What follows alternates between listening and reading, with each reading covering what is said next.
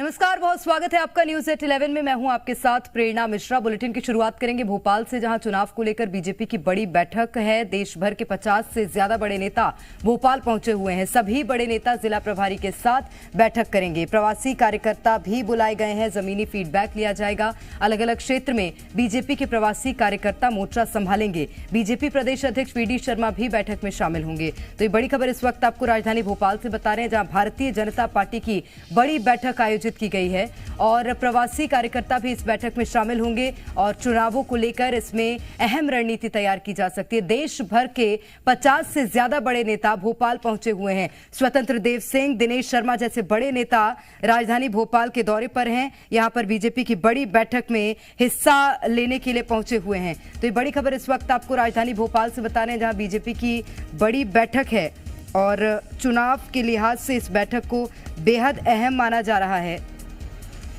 तो बड़ी बैठक, बीजेपी की तमाम बड़े नेता और कार्यकर्ता शामिल होंगे इस बैठक में। लेकिन सबसे बड़ी बात यह कि देश भर के अलग अलग राज्यों से तमाम बड़े नेता इस बैठक में शामिल होने के लिए राजधानी भोपाल पहुंचे हुए हैं। 50 से ज्यादा नेता ऐसे हैं जो कि राजधानी भोपाल पहुंचे हुए हैं। चाहे बात करें उत्तर प्रदेश के नेता की, चाहे अलग अलग राज्यों से ये जो तमाम बड़े नेता हैं यहाँ पर पहुंचे हुए हैं। क्योंकि चुनाव नजदीक है, इसलिए बड़े राज्यों के नेताओं को बड़ी जिम्मेदारी सौंपी जा सकती है और यही कारण है कि आज चुनावी रणनीति भारतीय जनता पार्टी की ओर से तैयार की जाएगी। प्रवासी कार्यकर्ता सम्मेलन में शामिल होने के लिए ये तमाम बड़े नेता पहुंचे हुए हैं और ज्यादा जानकारी लेंगे। आकाश द्विवेदी हमारे संवाददाता इस वक्त सीधे भोपाल से हमारे साथ जुड़ गए हैं। आकाश, कौन कौन से वो बड़े नेता हैं जो राजधानी भोपाल में पहुंचे हुए हैं और इस बैठक को चुनाव के लिहाज से कितना महत्वपूर्ण माना जा रहा है, बताइएगा।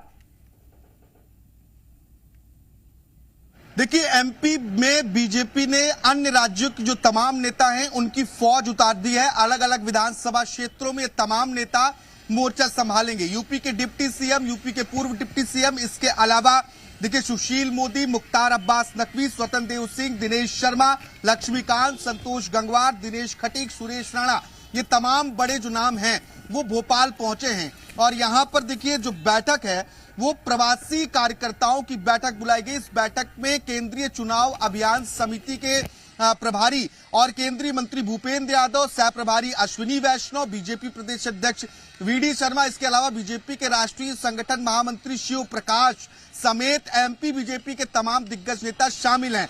बीजेपी के जो जिला प्रभारी हैं उन जिला प्रभारियों को भी इस बैठक में बुलाया गया है। इस बैठक में जो प्रवासी कार्यकर्ताओं की बैठक है इसमें पूरी रणनीति तैयार की जाएगी। इसके पहले हमने देखा कि बीजेपी ने प्रवासी विधायकों की एक फौज उतारी थी जिसने अलग अलग विधानसभा क्षेत्रों में फीडबैक लेकर सौंपा है। अब क्योंकि एमपी में केंद्रीय नेतृत्व सक्रिय है, केंद्रीय गृह मंत्री अमित शाह ने एमपी चुनाव की कमान संभाली है, तो ऐसे में इस बैठक को अहम नजरिए से देखा जा रहा है क्योंकि जो तमाम बड़े चेहरे हैं उन्हें एमपी में उतारा जा रहा है। अमूमन भारतीय जनता पार्टी का केंद्रीय नेतृत्व ये प्रयोग हर इलेक्शन स्टेट में करता है।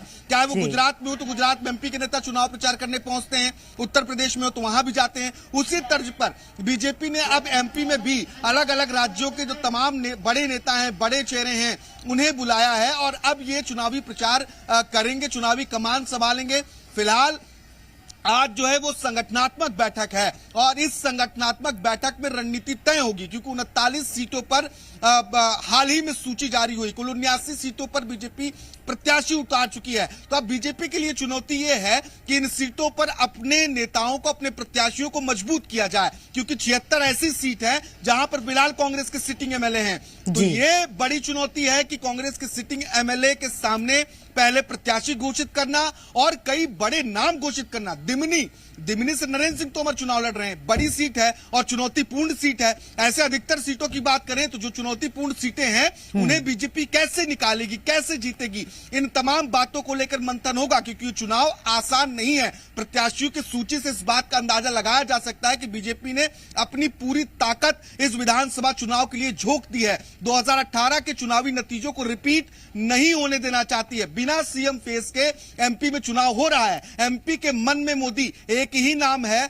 और यही वजह है कि जो 3 केंद्रीय मंत्री और कैलाश विजयवर्गीय ये जो नाम है वो संकेत देते हैं कि एमपी में जनता के पास ऑप्शन होगा। इस विधानसभा चुनाव में सिर्फ एक चेहरा नहीं होगा, कई चेहरे ऑप्शन के तौर पर जनता चुन सकती है। हालांकि अभी ये डिक्लेयर नहीं है, लेकिन जिस तरीके से मोदी के थीम पर एमपी में चुनाव हो रहे हैं, क्योंकि 2013 में सीएम फेस डिक्लेयर था, 2018 में सीएम फेस डिक्लेयर था, अब 2023 में बिना दूल्हे के बारात लेके बीजेपी चल रही है, तो यकीन मानिए बीजेपी 2018 के नतीजों को कतई रिपीट नहीं होने देना चाहती है। और यही कारण है कि बीजेपी ने पूरी ताकत मध्य प्रदेश में झोंकी है। केंद्रीय गृह मंत्री अमित शाह की जो रणनीति है वो रणनीति एमपी में काम कर रही है, उसी रणनीति के तहत मध्य प्रदेश में काम किया जा रहा है। अब ये रणनीति कितनी कारगर होती है और ये जो प्रवासी कार्यकर्ता, प्रवासी नेता, तमाम जो बड़े चेहरे हैं वो कितना इंपैक्ट डालते हैं, ये देखना होगा। प्रेरणा, निश्चित रूप से। और ये रणनीति के साथ भारतीय जनता पार्टी ने कई राज्यों में चुनाव में फतेह भी हासिल की आकाश, तो मुझे लगता है कि मध्य प्रदेश में भी उसी तरह का कुछ मैजिक अपनाने की कोशिश बीजेपी करेगी। हालांकि वो मैजिक कितना काम करता है, कितना चलता है, जरूर देखना होगा। बहुत शुक्रिया आपका तमाम जानकारी के लिए।